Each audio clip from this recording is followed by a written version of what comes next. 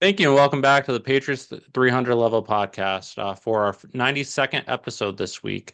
My name is Eric, and I'm joined by my co-host Kevin. We apologize for a long delay between episodes. We've had a lot going on this fall, but hopefully we're back for this playoff run. There's a chance I might not be here next week, but we will discuss that when we get there. Uh, so for this episode, we'll be just breaking down the Patriots season as a whole and then previewing the Patriots' upcoming home playoff game versus the Los Angeles Chargers. Make sure to follow us on Twitter/X and Instagram at Pat's 300 Level Pod for up to the minute updates and commentary on news of the day. So Kevin, um, Patriots finished the season as the tied. They're the number two seed, tied for the best record in the AFC at 14-3. I'd have to go back to see. I know we both thought they would do well based on their schedule, the improvement in coaching. Let's see. You had them at 9-8. I had them at 10-7. I thought I had them maybe slightly higher. Really? Yeah. Oh, that's in. I know I posted on LinkedIn on the Patriots schedule post that I had them at 11-6. So I'm You did surprised not. I said 9-8. Yeah. I think it's probably because of how bad it was last year, and then in the preseason they didn't look great. But yeah, so they outperformed our expectations. I think we both said they were going to make the playoffs. We both thought probably as a wild card. Where it was probably one more year before they were going to take that next step, given how young this roster was and how it would take a little bit of time for Vrabel to set his culture. But they exceeded expectations. They did have a soft schedule, as a lot of people pointed out, but they've done what good teams do, which is beat the bad teams. They beat the teams they're supposed to beat. Except early in the season, they actually lost those. They lost to the Raiders. That was the first game of the year. Usually the first four games are an extension of the preseason. And then the Steelers game, if they only had four turnovers instead of five, they likely win that game too. But outside of that, their only loss was to the Bills. Again, that was a game they probably should have won where they're up 21 nothing, but the Bills are a good team. You beat some good teams in there as well. The Buccaneers were 6-2 at the time you played them. I know they missed the playoffs. The Falcons have talent. Not a great team, not great coach, but they're talented. You beat the Ravens again without Lamar Jackson, but they beat all the teams they're supposed to beat. They beat the Jets, they beat the Dolphins. It's not too surprising looking in retrospect that they finished at 14-3, but given how bad they were last year, how completely lost they look, just 1 year difference with a different coach can make all the difference in the world. And then Drake Maye just exceeding our expectations for this year. Yep. Yeah, no, agree. I think I don't think any of us would have predicted this how they would look this year. So I even know that when we were talking about what they would do as far as wins, even at the beginning of the season when we were looking at the schedule and saying, hey, they could win 11, 12 games. Yep. I think that looks completely different than what we thought it would have looked like. Hmm. I thought the defense was actually going to look better than it has. And it would have been those close games where you're taking advantage of these teams, where, as Vrabel said, that they wanted to take advantage of bad football. And we knew there was Yep. a lot of bad football on there. So you could say, hey, they're going to get these games, just they're going to kind of squeak by. They're going to kind of eat up on these teams, but it might not look great. It may be kind of those close games, it may be ugly. Um, Maybe scoring 17, 20 points, that sort of thing. I don't think any of us would have expected them to be the to win not easily because some of these games weren't easy. Yeah. But there was most of the games were never in doubt. Yeah. There's only a handful you would say, but you didn't really know what the outcome was going to be. Even though sometimes the score is a little bit closer at some points, I never had a doubt they were going to lose. They weren't going to win against the Saints while they were playing them. Yep. Same thing goes. Falcons. Falcons, even the Bengals, you just felt like after kind of that ugliness get went away that they were going to somehow find a way to win, and they did. Yep. Yep. And the offense, and again, the steps that Drake took this year, from even the beginning of the year Yep. throughout the end, is just it's insane. Hmm. I don't think even when we were talking at the beginning of the year. I think we were kind of maybe tempering some of our expectations just because it looked ugly in the Raiders game. And then even the Then Steelers, you also, could tell something was developing in the offense. I know we talked about it yeah. where, hey, they're moving the ball, they're just turning it over. So Hmm. there is something going there.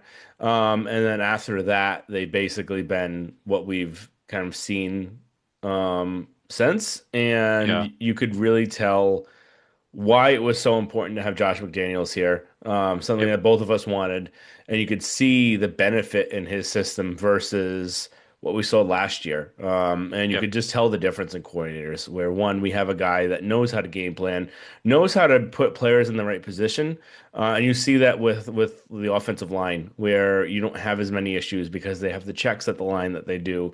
They give protection where they're not just saying, "Hey, we have five guys that are going to run routes." He has guys that do different things in the blocking scheme. Sometimes they have max protection. Sometimes they have some running backs stay for chips or tight ends stay for chips. We didn't see that last year. Yeah. And it was a little ridiculous how bad of an offensive coordinator Alex Van Pelt was. But you really see the difference this year and what Josh can do. And if the thing I keep thinking at is like if Drake looks this good this year, what is he going to do when he understands the defense even more Yeah. in the next few years, assuming Josh is able to stay with him?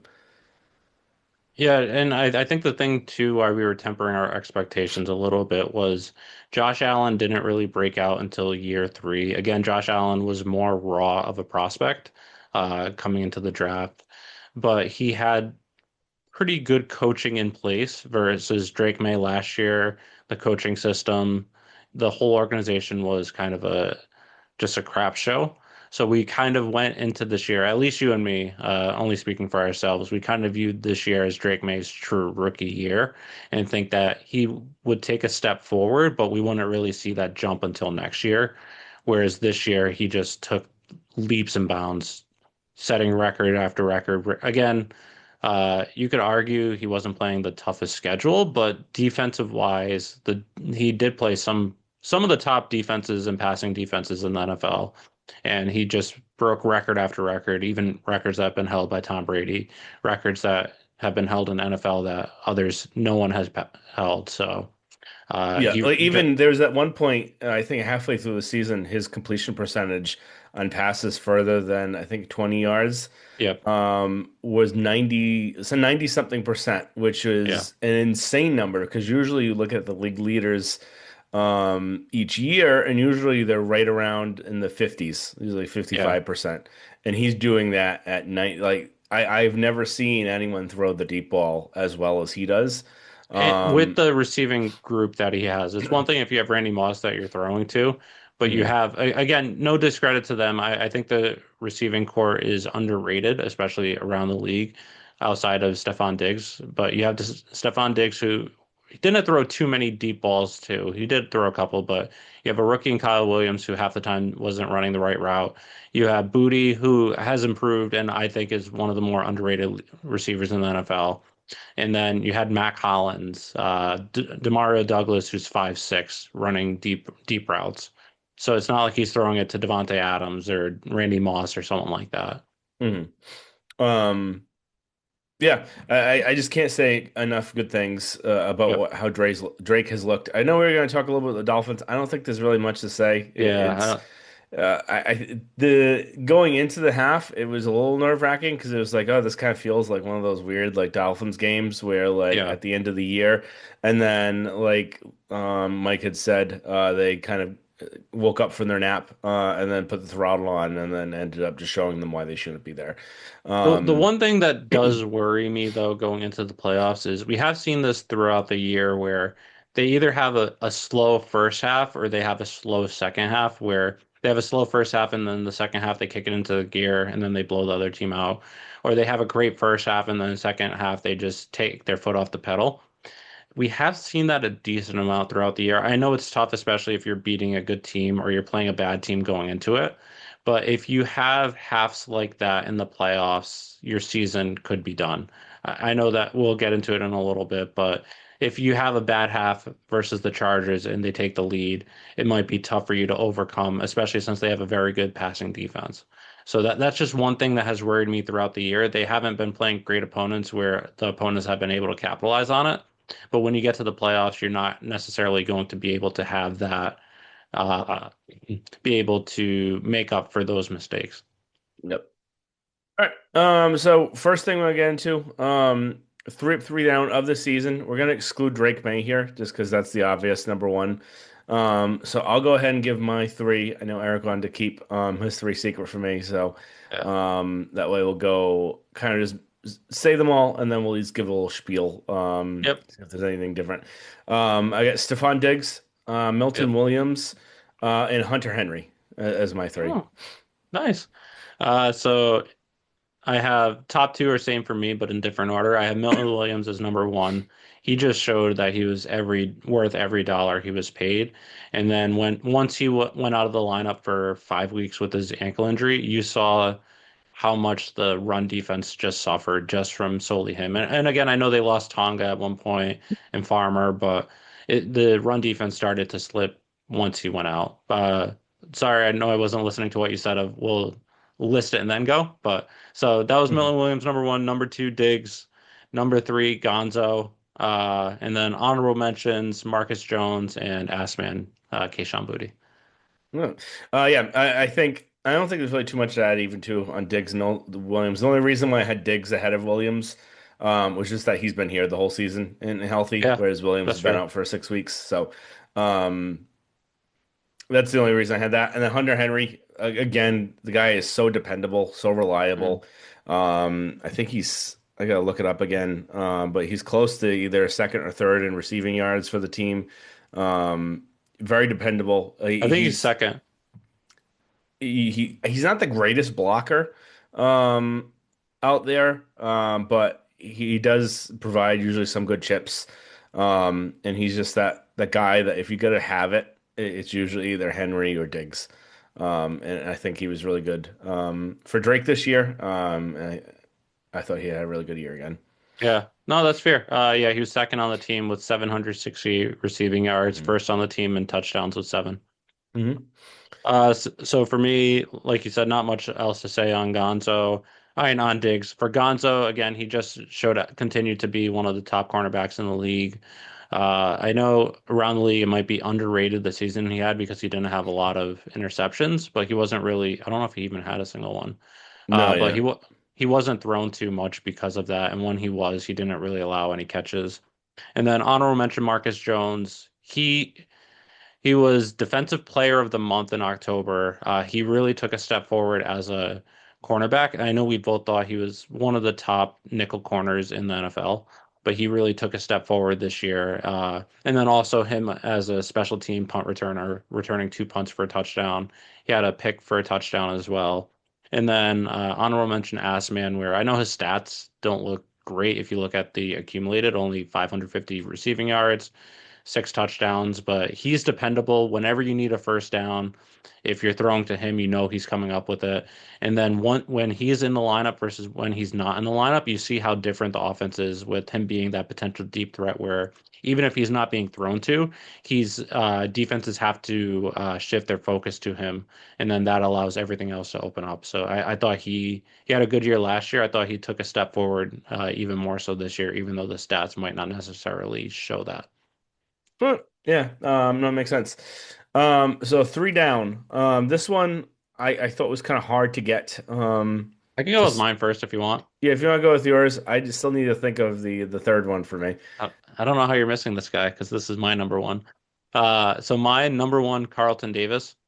Number two is Bryce Barringer, and then number three, probably not fair, but based on all the preseason hype and everything, Kyle Williams. Okay, and I think that some of those make sense. Um, I've got Schooler, Matt Poo. I'm gonna go Carlton Davis. I'm gonna give an asterisk to him because I think, and I was a little surprised actually. Now I'm thinking about Gonzo, where I thought he was good. There's never anything. It wasn't his fault, but like they also there wasn't much he needed to do either Yeah, in this that's fair. game. And I think one thing where this defense would be much better is they're playing a hell of a lot of zone. Hmm. And you have three cornerbacks that are very, very good man corners. I don't know if part of the reason why they're playing so much zone is that they are afraid of the safety group playing man or the Yeah, linebackers playing man, where they're not good enough in coverage. So you can't just play three guys in man and have the rest be zone. Um, because then it mixes up if depending on each person has. Davis has been much better in man. You saw it at the end of the Bengals game when he was actually yeah, really effective. That's when they actually started manning up. And that's where we saw that he was able to kind of do press coverage, go with the guy. It's when he's been in zone, he hasn't been effective. And realistically, you shouldn't be paying a corner $20 million to be playing this much zone. Same thing goes for Gonzalez if you have to when you're going to extend them this year. Um, and that's another question. Are they going to extend him? Where if you're going to continue playing this much zone, is he worth $36 million? Mhm. Where you could It'll get be over 40. someone, yeah. I was He's just getting over mhm. 40 regardless. So So yeah, regardless, is he going to be worth that much money? Where are you going to be playing zone and not press coverage? I think you should just be changing your scheme, getting better players, and then in like the linebacker and safety spot, if that's what's the reason. Um, But that's why I have the asterisk on Davis. that's I fair. don't think it's totally his fault. I think it's just he's being played out of not out of position, but out of the scheme isn't for what he's meant to do. That's fair. The thing with him though is it's usually in critical moments you always know he's going to get flagged with pass interference or Hmm. holding, and it's Yeah, usually in the most inopportune times, which just it's frustrating. I know sometimes it's close, but that happens. Bryce yeah. Behringer for me, I know he's had a lot of inconsistent games. Again, watching the Miami Dolphin this game I was this say, my past week, God, thank God, he's so much better yeah. than Jake than Bailey. Jake I don't Bailey. know what the hell happened to Jake Bailey. He was what, second team All Pro his second year, if Hmm. I'm not mistaken, and then he just fell off a cliff. And I know Barringer has had some downs pretty much the last 2 years after a good rookie year, but he's light and day better than Bailey. So that made me at least thankful for having Barringer over Bailey. And then Kyle Williams, again, not really his fault. He's a rookie, but the off-season hype on him, and then just seems like whenever, especially the first half of the year, whenever he was in the game, it just seemed like he was running the wrong routes. Hmm. So I hope better from him, but again, he is still young. He's learning. He doesn't have Tom Brady as his quarterback, who's never going to throw him again. So that's at least a good thing going forward, but we'll have to wait and see. Yep. And then I've got Schooler. I just felt like he's whether it's one, I guess again, this isn't his fault because he's not really a defensive player. Whenever he's been in the game on defense, he's been horrible. Yeah. And then even on special teams, he's had a bunch of bad penalties. And you just can't have that. And then Matt Poe, he is like kind of that Jekyll and Hyde, where sometimes he'll show up and do really well, and then Yeah, other times he looks completely lost, and then is usually at the center of like a big play. Um, so that's that's fair. where I went with him. Again, really hard to really get like three down players. I don't think anyone Yeah. was that bad this year. But you go from there. I have on here Drake Maye. We already talked about him. The only other thing left on here is on him would be um, there's the MVP talk. I know both of us we would vote for him for MVP. Yeah. Um, I don't really think there is really an argument for Stafford over him. If you actually look at all the metrics and statistics, and really the only thing that Stafford has over Drake would be touchdowns. Everything else really falls into Drake's spot. Yeah. Um, and if you even try and use the strength of schedule argument, if you actually break that down, he's not going against the offense. I'm on another team. He's only going against the other team's defense. If you actually look at the DVOA of the teams that he's going up against compared to the DVOA of the teams that Stafford's going up against, it's actually very similar. And there's not really much of a difference. And there's actually a bunch of top defenses, like you said, that they're facing. The Browns, Yeah. I think, number one defense in the league. Falcons have a really formidable defense, at least a lot Bills better have a than it really was good pass before. defense. So it's a lot different than just looking at strength of schedule overall. You actually just have to look at the defensive strength of schedule. Yeah. And there's not that much of a difference looking there. If anything, actually, you look at it, I think Drake actually, the Patriots actually hedge out the Rams a little bit there. Um, Yeah. it's having a little It, bit. it's one thing too if like I know both of us are biased. We both want Drake May. If the other opponents, if they actually had a sound argument, that's one thing. but it's more just arrogance of, oh, Matthew Stafford's in a tougher division, even though he finished second, tied for third. Matthew Stafford has more touchdowns. It's pretty much it's essentially trying to just win the argument without actually having a conversation. Where if you at least had a conversation about it, I understand some might disagree. Oh, the Patriots had a softer schedule. That might be why they're 14-3, or it is partially why. But again, it's more just, oh, I'm teammates with him, so I'm gonna vote for him. Oh, Matthew Stafford hasn't won an MVP yet in his career. He deserves it because Drake Maye will win another one in the future. Oh, it's strength of schedule this year, even though last year Josh Allen had the fourth easiest schedule versus Lamar Jackson having a top 10 strength of schedule. It's the inconsistencies and the hypocrisy that just really bothers me with this. And I Yep. think Stafford's going to win because of that. Oh yeah, I 100%. If I had to bet any money, I would say it's going to be Stafford. I think it should be Drake. Yep. And then the other thing that you have to think of too is what does the award mean? Does it mean who is the best player in the league? No, it means who's the most valuable to their team. Yeah.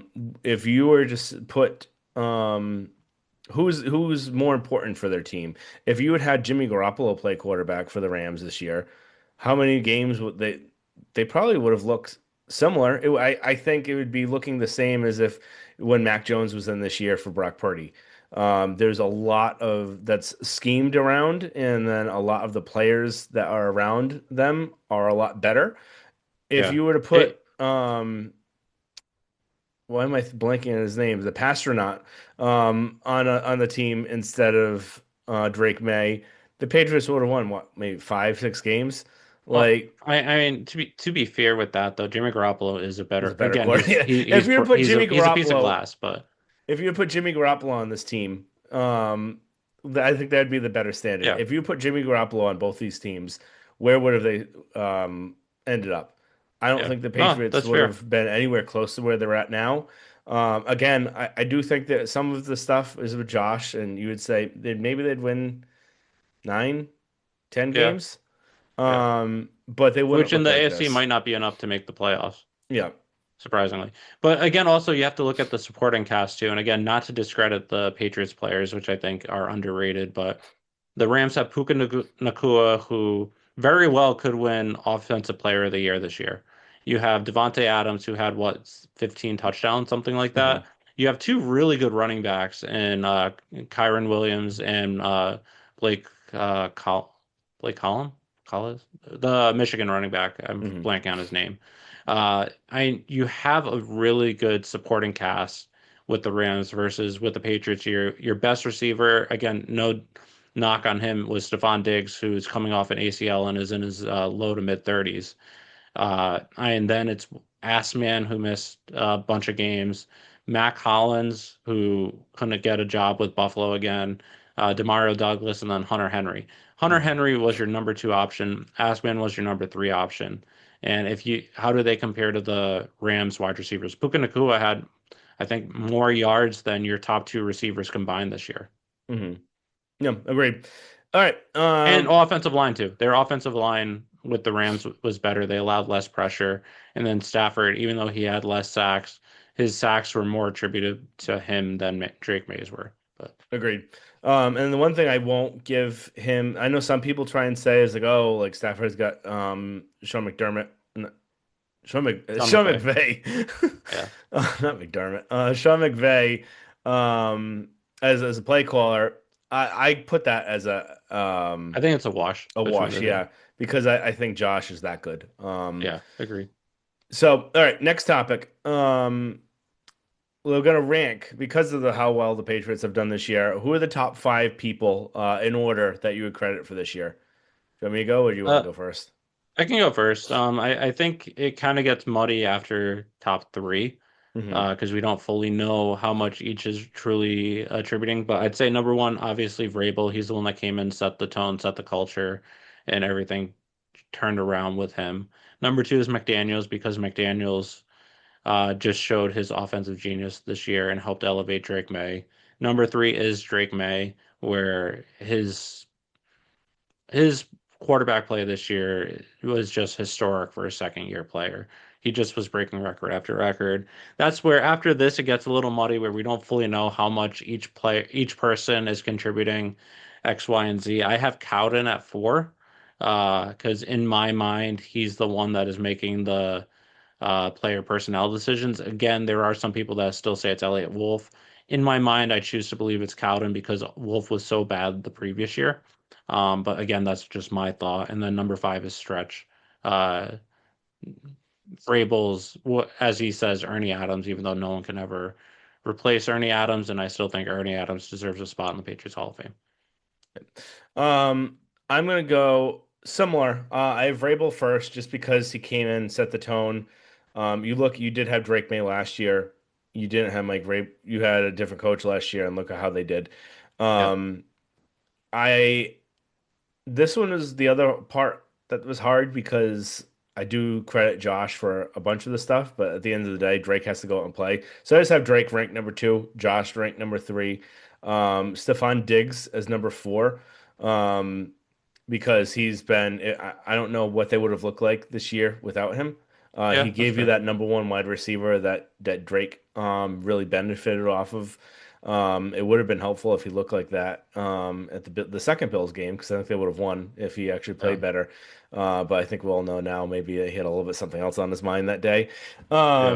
And I think number 5, um, I'm gonna be surprising some people. I have Robert Kraft as number 5 because it takes. I did not expect that Kraft That's would fair. have been able to suck it up and swallow his pride and fire everyone and Yeah. start over and do the right thing.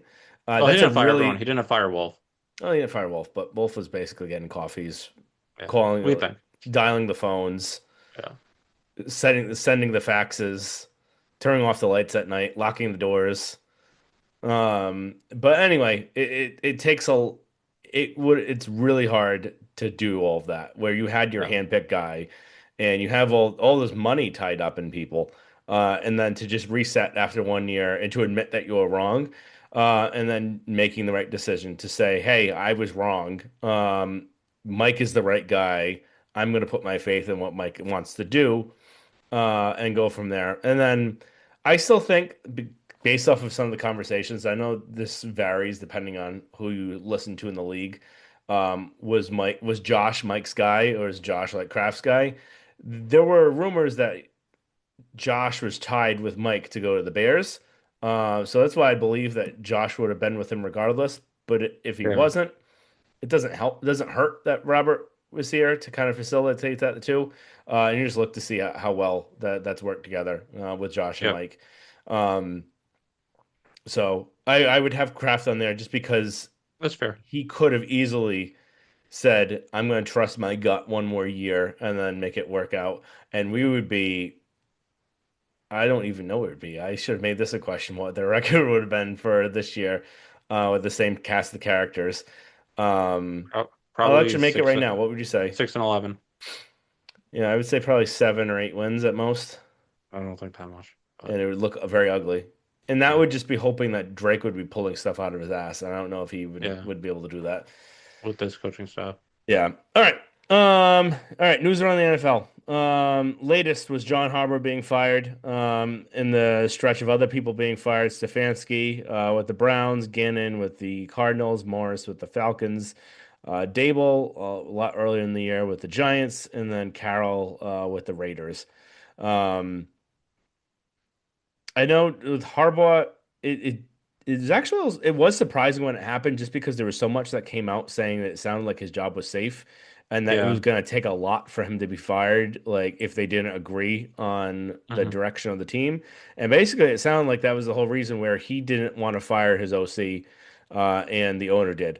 Um, Rumors that, and then there's rumor again. It's conflicting. Rappaport saying one thing, Scheffner's refuting what Rappaport's saying, but there are some that saying that he lost the locker room, that Lamar Jackson wanted him gone, things like that. Again, we don't really know who to believe when two of the quote unquote top reporters are mhm. saying opposite things. Yeah. But again, for someone that was there as long as he was, 18 years, again, I think he's significantly underperformed, especially the last 5, 6 years. Again, some of it is tied to Lamar Jackson sucking in the playoffs, but he lost to far inferior teams in the playoffs. He's only has three playoff wins in the last 11 years, Mhm. so it's not too surprising.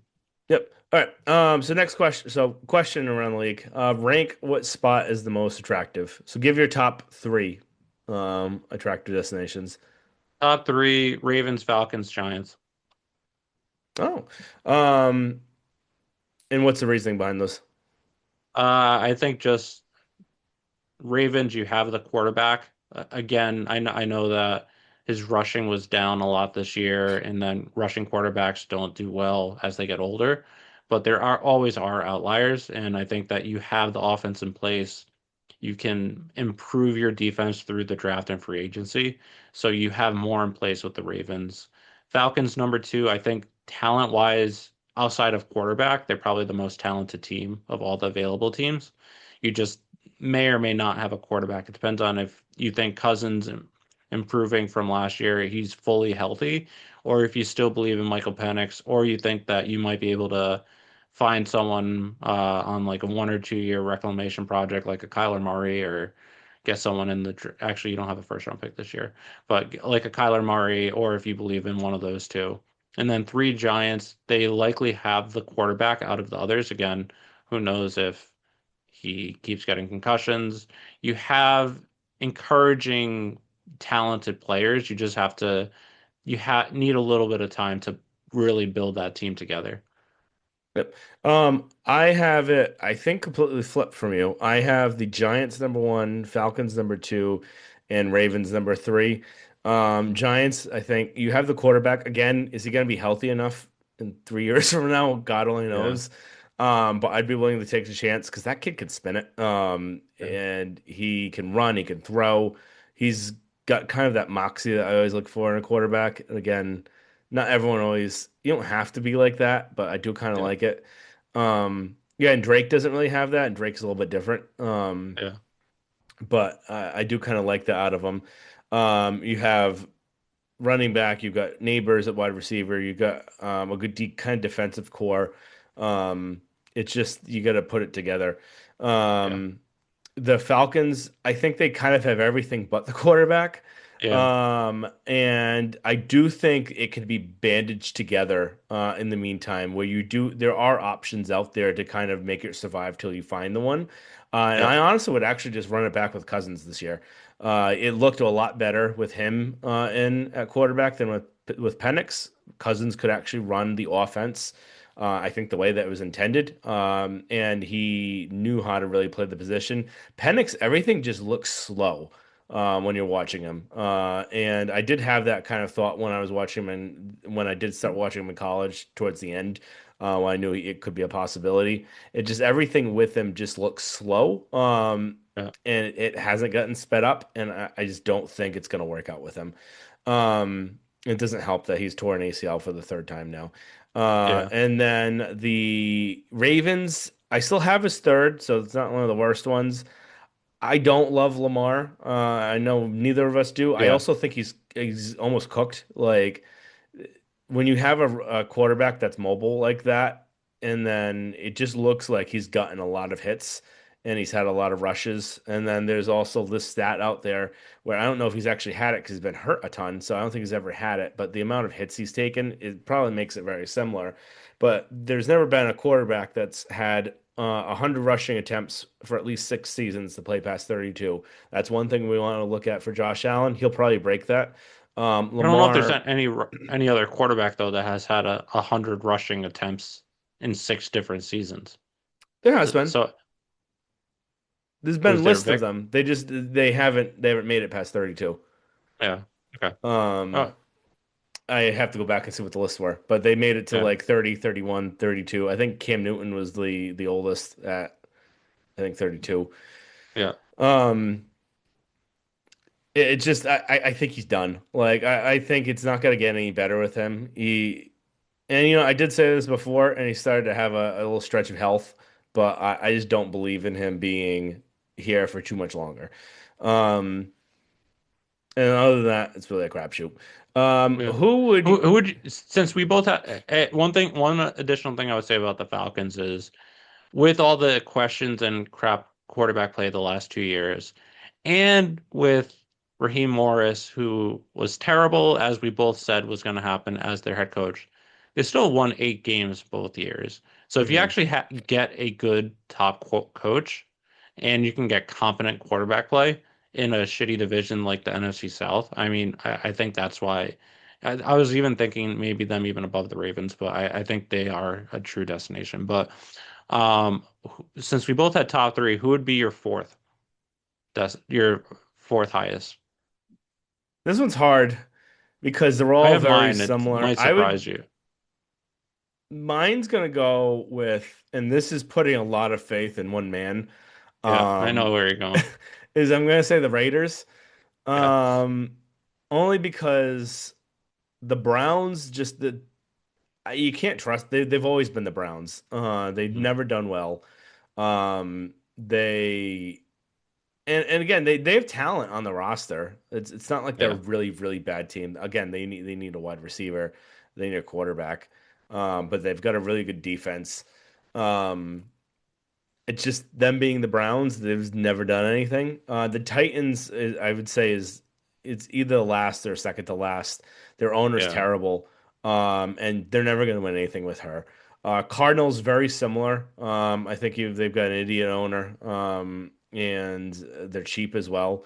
So I just don't expect anything out of them. They also don't have a quarterback either. I don't think Murray's going to be there for much longer. I know they're saying they might run it back with him one more time just to see if another coach can get something out Yeah. of him, which I think is crazy because they're not. And then, um, so the reason why I have the Raiders for is because one, they have the number one overall pick, and that could do something. That could be the quarterback that you need.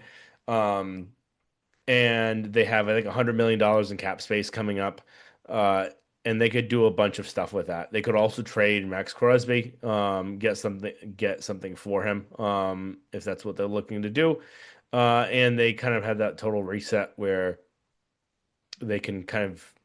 The thing is, the reason why I said I'm putting my faith in one man is that Tom needs to hire the right guy.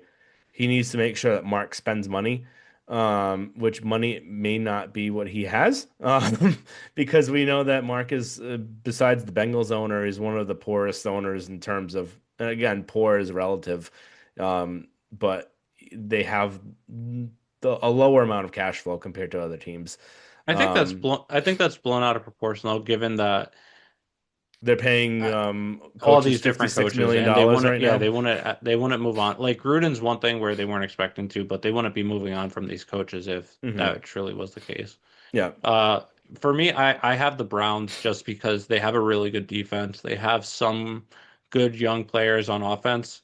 They seem to hit all their draft picks from last year, and they have two first round picks this year, including a top five. If they're able to get a quarterback and then wide receiver through the draft or something like that, they're not that far away. And if you have a good coach, you might be able to get some out of it. Or they could trade for like a Kyler Murray as a stopgap for a quarterback and then use first round pick on a wide receiver if they don't believe in the quarterback there. Versus the Raiders, their culture is just toxic. They just don't have winners there. I know Brady as the up at the top, if he might be able to change things, especially if he's able to bring in B-Flow and Dable as OC. But they just have too many holes, and then the culture there is just not great. So that's why I have the Hmm. Browns at four. But All right. Next question I had was, who would you hire each spot? That would take forever, I think. Why don't we just go with the top three that we had? Who would you hire the three spots that we had? um, I think Harbaugh is likely going to the Giants, if I had to guess, unless the Bills fire McDermott. Falcons, I would hire B-Flow. I think B-Flow would be great at either the Falcons or the Ravens. Ravens, he can build up that defense more. Falcons, he can take that defense to the next level. And I do think B-Flow is a great coach. Um, I'll go with Stefanski in Atlanta, B-Flow, Ravens, Harbaugh with Giants. I actually was thinking the same exact thing. That way, you give them a offensive-minded coach in Atlanta, Yep. and then with Flores, I think that he would be kind of what this is the thing with him and Lamar. If Lamar is having issues with the offensive coordinator or Harbaugh or both, um, I don't know how Flores would be going into that situation just because we know how he was with Tua. I am thinking, based on how he's talked, I think he's learned from that situation Yeah, I think he and has. would treat it a lot differently.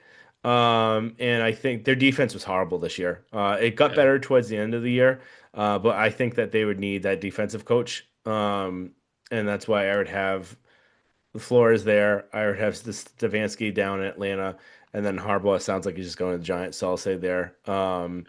But But I actually would think Stefanski would do well with the Giants, just with Dart. Unless Dart loses his mind with like CTE in like a year.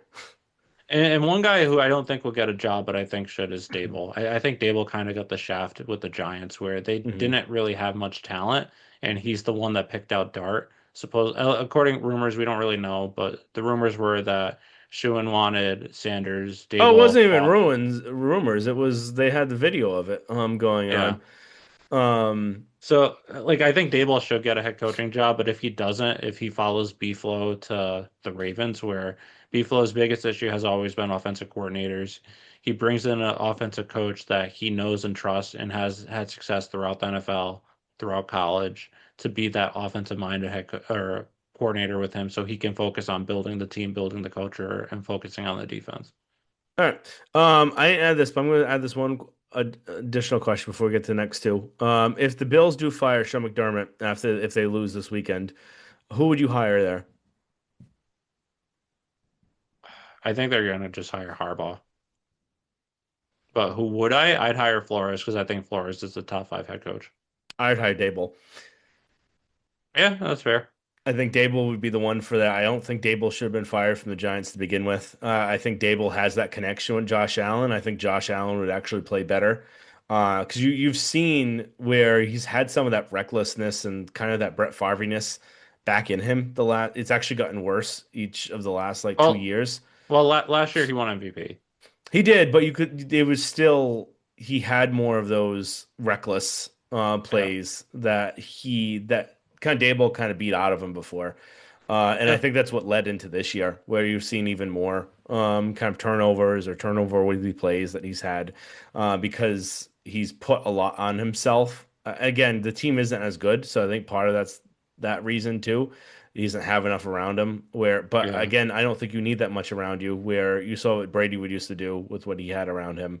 yeah, You look at May, again, I do think the Patriots wide receivers are better than the Bills, but if yeah, Josh Allen is this great number one quarterback, he should be able to kind of elevate what's around him. yeah, Um, so I think Dable would be really good there and then help put them over the hump. Because if I sure, were the Bills, they should definitely be firing McDermott because I just don't think they're gonna I don't think they're gonna get too far this year. And if they do, they won't fire him, which would be a yeah, mistake. But I think he's what's holding Josh back because they should have had at least one Super Bowl in this period. Will Josh McDaniels ever get a third chance? no. Well, some owner might be stupid enough that he does, but I say no, and I don't think he deserves a third chance because Hmm. in both his stints, more than 15 years apart, he did the exact same mistakes. He did not learn from what his mistake year one or his stint one, and he was fired a year and a half into both, and deservedly so. So no, I don't think he will get a third chance. I think he should just stay as offensive coordinator. That's where he's good at. He doesn't have to worry about anything else. But I think he again, should. Go ahead. I think another owner might give him a chance, but he just is not built for being a head coach. I really believed in him getting a second chance. I thought he would turn things around, that he would learn from his mistakes. He would learn from under Bill, that second chance, but he just did not. I think he will get another chance because I think there's going to be an owner out there saying that these other guys didn't know what they were doing. I can win with him. That he's this great offensive mind. But look what he's done with Drake. Look what he even did with Mac Jones. Where if you actually look back at it, they didn't really do that. that much towards the end. Yeah. Um, and look what he did with Brady. Um, do I think he should get one? Fool me once, shame on me. Fool me twice, fool me once, shame on you. Fool me twice, shame on me. Fool me thrice, I'm a horse's ass. I would give him a third chance just to see. I don't want him having a third chance because I Yeah. need him to stay here for the next 15, 20 years.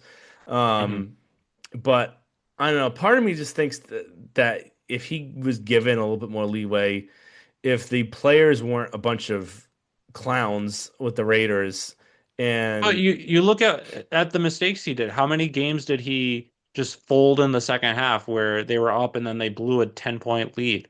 It was the same exact things. Terrible clock management, not knowing how to manage the game, manage the clock, manage your timeouts at the end of the games. It's exactly why he got fired with Denver too. yeah, I think he would need to get himself a like a stretch type of guy Mm. with him.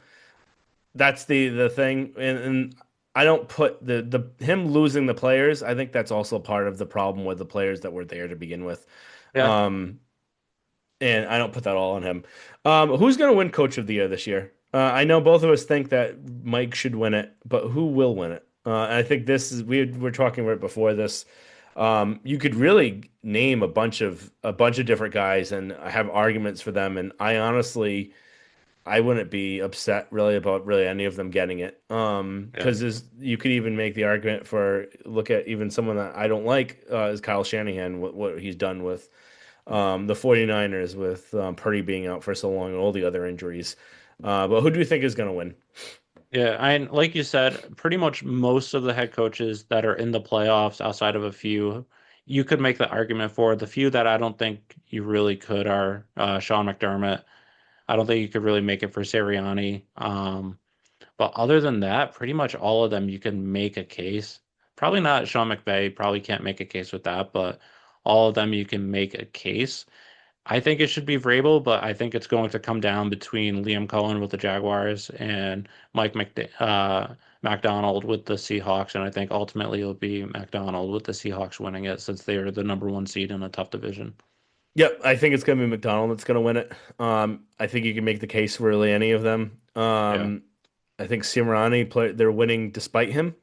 So even more so than McDermott. Yeah. I honestly don't know what he does. Um, I think he does more than McDermott, but it's tough to know with coaches that don't call the plays. mhm, Unless you're a guy like Bill or Vrabel, where you can see the culture and everything that they're building in the mhm. game plans. But Yeah. All right. We're gonna get into the Chargers real quick. I did pull up some stats that I think are really interesting before we get into the team itself. Just on you look at one of the reasons why I was kind of hoping for the Chargers. One, we know that they're pretty banged up, especially on offensive line. Um, but the other thing is one that they're coming from west to east. Again, it doesn't matter as much because it's a 8 o'clock game rather than a 1 o'clock yep, game. But the other aspect, and this is actually really interesting looking at, is the type of team they're at coming up from West Coast. So being that they are a dome team and like a warm weather team, just statistically how they're those not teams they're have. not a true dome It's team not though. The way that technically a dome SoFi is, because I'm considering this dome because it's enclosed. They it don't have to it, deal with it the elements. you have to deal with the cold when it's cold. But again, and it doesn't get like It freezing cold. doesn't It can get in the it doesn't get that cold. it gets in the Um, 50s. yeah, that's still not that cold. Yeah, but it's not Um, like a dome where it's 75, these regardless of what numbers it are is outside. including SoFi Stadium as a dome team though. Okay. So in these numbers, dome or warm weather teams that have gone outside to someplace cold and actually won a championship. So a little bit different than right now, but this would be winning the actual Super Bowl. There's only been four, and realistically, even the 49ers, that's really splitting hairs to say that they're a warm weather team because San Francisco isn't that warm in the wintertime. But '06 Colts, they won at Baltimore, won the Super Bowl. '02 Bucks won at Philly, won the Super Bowl. 1980 Raiders won at Cleveland and won the Super Bowl that year, and then the '88 49ers won at Chicago.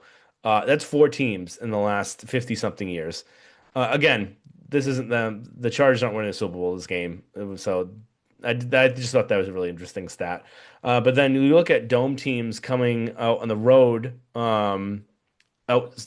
outside. There are 16 and 60. They have a 200 winning percentage. All road teams have a 375 winning percentage, so still not a great winning percentage, but it's below what every team is. And then you look at the record in games that are 40 degrees or below for these dome or warm weather teams. They're 1 in 14. Um, so again, very low record. Um, and something I was kind of looking forward to about having them come out here because it's going to be cold. Probably not as cold as the Miami game, where that was bitterly cold. But I think it's supposed to be in the 30s at night on Sunday. But Yeah, again, when I looked a couple days ago, it might have changed, but when I looked a couple days ago, it was supposed to be around 27 at kickoff, mhm. but it might have changed since then. Um, Uh, oh, go one ahead. other thing too is when they were playing, when was it? I think maybe it was at Kansas City. It was one of the cold. They were playing a cold game a few weeks ago, and then Justin Herbert was complaining about how during warmups, like he could feel it with his broken hand and how it was bothering him. Again, I can't remember which game it was at. It might have been at KC. Um, but that's something to keep in mind. Also, Justin Herbert historically has done bad against the Patriots outside of last year with our crap coaching disaster, organization disaster crap. But I don't know how he's done against Vrabel historically. I know his three worst games of his career have been against Bill Belichick as the head coach, and Belichick knows how to shut him down. I'm assuming that Vrabel will look at those game plans of what they've done to help shut him down, and then that's when he's had better offensive lines. His offensive line this year, with the injuries to Slayton and Joe Alt, has really crippled their offensive line. So if you're able to get a pass rush, which Patriots haven't done consistently this year, but if you're able to get a pass rush, especially from starting from the inside and then with those tackles, if you're able to get some rush on the outside too, that should be a recipe of helping to slow down or stop the Chargers offense. Right. And then I also believe Omarion Hampton, their running back, did not practice today, so that's something else to keep an eye on. All right, that'll be good. So yeah, I think with the Chargers, their offensive line is pretty battered. They're actually one of the worst offensive lines I think in the league because of that right now. I think Yeah. they are ranked 32nd in DVO in offensive DVOA. Um, and with Herbert's hand again in the cold is that gonna be it's gonna be even more difficult for him to kind of grab the ball. So I really want to see the Patriots try and get after him, see if they can kind of cause some fumbles or turnovers, where it'll be difficult for him to kind of have that grip on the ball. Uh, Overall, their offense they've had some production, which is surprising. I know that we've seen a little bit of a down year with McConkey, but he still has, I think, over 750 yards for the year. Him, Allen, and Quentin Johnson, they all have over 750 yards each. So they do Yeah. have some production. Allen, I think, does look a little washed, but he is Herbert's kind of safety blanket, and their defense is really good. Yeah. Um, so I think it should be pretty interesting, and I don't think it's gonna be a blow or anything like that for this game. I think the big thing for the Patriots, the kind of the key of the game would be make sure to get ahead, and that way that they kind of keep the game on their own terms, and that way that they're kind of forcing the Chargers to pass and then have pass protect and not kind of have that balance of running and throwing, and that way you can kind of make sure that the offense. Um, has to play kind of one directionally there. Yeah. And a couple things too, like you said, that their pass blocking isn't great. The Patriots, I believe the Chargers have the 31st best pass block in the NFL. The Patriots have the 31st uh, pressure rate when not blitzing in the NFL. Again, some of that's when they've been without Milton Williams.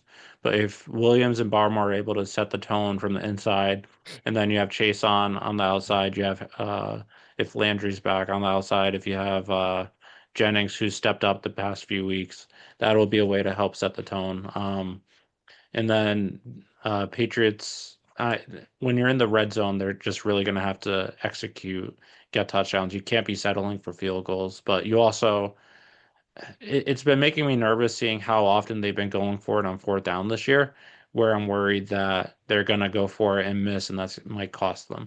I know I trust Vrabel, but that's been one thing throughout the year where they're going for it in situations where I don't think they always should be. Yep. So the um over under is 46. The Patriots are Oh, favored by one three. more Oh, one more thing too is the Chargers by a lot of the advanced metrics, this Chargers defense, especially their pass defense, is one of, if not the toughest defenses that the Patriots are going to be playing this year. And so that's going to be a challenge for Drake Maye. He's done well against the Browns. He's done well against the Falcons compared to other quarterbacks. But that's something to keep in mind where he is going up against a challenging team. And one thing I'm interested to see if Rabel is going to help instill into the team this week is that the Chargers pretty much sat all their starters this week, knowing that they'd be playing the Patriots. So how are you going to go into this week? How are you going to stand up for yourself, knowing that they picked you, they picked playing you? And I'm sure that's something Vrabel is going to keep reminding them throughout the week. They wanted you. Are you going to be able to stand up for yourself now? yep. I can see them kind of wanting the Patriots though too, where they don't have that Yeah. much of a pass rush. So Yep. having someone to kind of maybe not exploit their really bad offensive line could have been part of the reason why Yep. they wanted that. So again, Patriots favored by 3.5 over under 46. I've got them winning 31-24. I think it'll be close. And they'll just nudge them out by a touchdown. I have Patriots 27-13. I think that they're going to take the lead early and they're going to execute. I think the Chargers defense will hold them to a couple field goals possibly earlier in the game, but I think this Patriots team is just better than the Chargers, so I think ultimately they'll win out and by a decent margin. All right. Well, thank you everyone for listening. And look forward to doing this again throughout the postseason. Make sure you subscribe, rate, and review, and we'll talk to you guys next time.